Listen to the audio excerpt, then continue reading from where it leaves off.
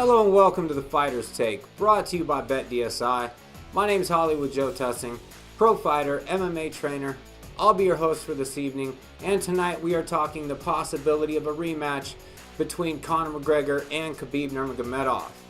So BetDSI has just put out a line for the possibility of a rematch of UFC 229 that has to happen within 2019. That is Khabib, a minus 250 favorite to the comeback on Conor McGregor at plus 200. Speaking of BetDSI, if you look down the description, you will find a link over to their site. Sign up for an account and they will give you up to $500 free money with your first deposit. So, the first fight opened up with Khabib, a minus 185 to Conor's plus 155. It swung up and down from minus 160 and closed out at a minus 200 for Khabib Nurmagomedov, who ultimately breezed through 4 rounds inside the octagon with Conor McGregor. Spent 3 of those 4 rounds just completely dominating the Irishman. The first round, he showed that he could control the Irishman and take him down. Second round, he rocked Conor with an overhand right and then held him against the fence and ground and pounded him for the entire second round. The third round, it looked like the tide of the fight could possibly turn. It stayed on the feet the entire round, basically. Conor defended a couple takedowns, and there was a lot more stand-up action, but Conor just didn't look like himself. His footwork looked off. He looked slow, sort of sluggish in his combos. He didn't have the same countering ability that he normally does. It seemed that he was just looking for the slip counter, and his timing was off. So Khabib was able to land a few good punches, including that overhand right in the second round that really rocked Conor McGregor for, I would say, the first time in his career. And by the fourth round, Conor was basically too tired to really do much, really put up much of a fight. The fight ended with Khabib on Conor's back with they're calling it a neck crank, but it was more just a face squeeze. They didn't really have much room to spin or to turn since they were against the cage. Conor McGregor pretty much tapped to the pain of getting his face squeezed really hard.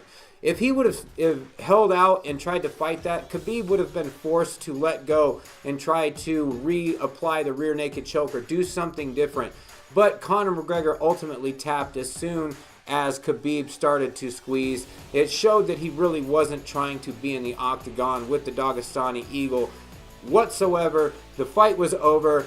Khabib stood up, said a couple things to Conor. There was some audio from after the third round. Conor says to Khabib, "It's just business," and Khabib turns around and says, "Hey, guess so," like, yeah, whatever. So after the fight ends, we get the melee. Khabib jumping the fence after Dylan Dennis, always an unclass act, was yelling things at Khabib from the corner. Khabib jumped the fence, goes at Dylan Dennis. We get Zubair Turkagov and I can't say these guys' names. 2 UFC fighters. Turkagov was the one that came over the fence in the red shirt and hit Conor in the face, but Conor wasn't the victim in this. He actually punched Khabib's cousin Abu Bakr in the face as Abu Bakr came up over the fence trying to get to where Khabib and Dylan Dennis were. So Conor actually started the whole melee that was inside of the cage after Khabib decided to exit the cage and go eagle style off the top rope at Dylan Dennis. It was pretty crazy, but I hear a lot of pundits talking about, or a lot of the fighters talking about wanting to clean up the sport and all of this, and I don't see a possibility of that happening because we're in the entertainment era of the UFC with the new owners, with the WME in there, and all of the different interests that are in that $4.2 billion buyout. There's no way that they're not going to basically reality show and TMZ as much as they can, as many storylines and as much drama as they can get out of the UFC. They're going to squeeze it, just like we saw the lead up using the bus attack as the main promo. They want things like this to happen because it sells fights. Does Conor McGregor deserve a rematch? No, he gave up. He quit. He didn't want to fight anymore. He didn't get choked out. He didn't go out on his shield. The moment that things really got hard inside the octagon, he quit. Just like he did with Diaz. He put up no resistance. He did not try to fight the choke with Diaz. He did not try to pull the hands off against Khabib. He just gave up. But we will get a rematch if circumstances permit, because it's the WME era. It's the money fight era. A fight between Khabib and Conor sells more to the general public than a fight between Khabib and Tony Ferguson, or Tony Ferguson and Conor, or Conor and Kevin Lee, or Khabib and Kevin Lee. You can do musical chairs with anybody in the lightweight division, but the only fights that really make any money in the lightweight division is going to be Khabib and Conor, or Conor and Nate Diaz.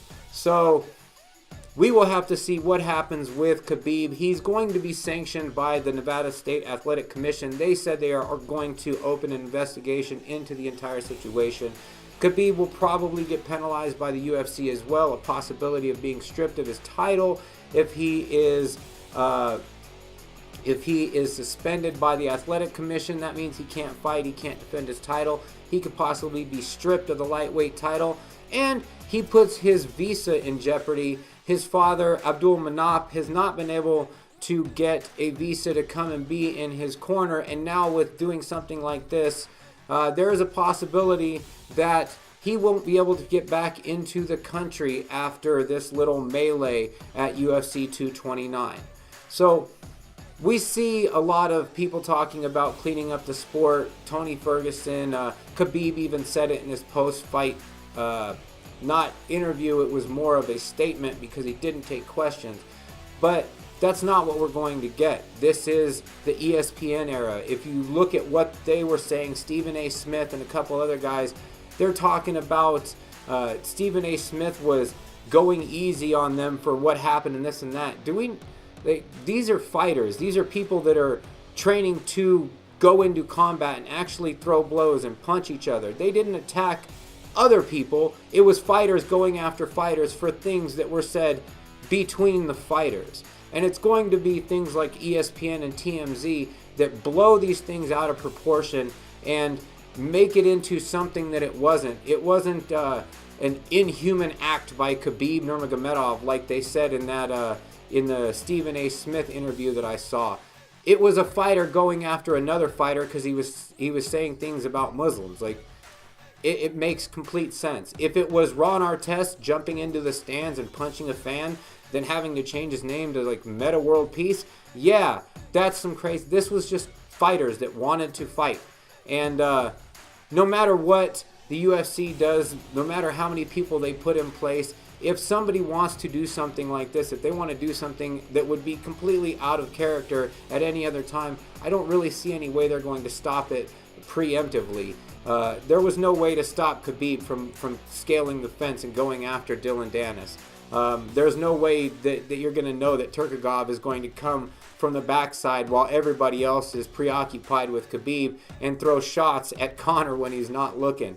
So this is something that, I mean, a little bit of the fight spilled out of the cage just a bit, but nothing super shocking like the media is going to make it or like they are making it. And I think that's what we are going to get, is an undeserved rematch for Conor McGregor and Khabib if Khabib isn't sanctioned for too long. And with the way things are, everything can be paid for. We see that John Jones is back, so why would they keep Khabib out for too long?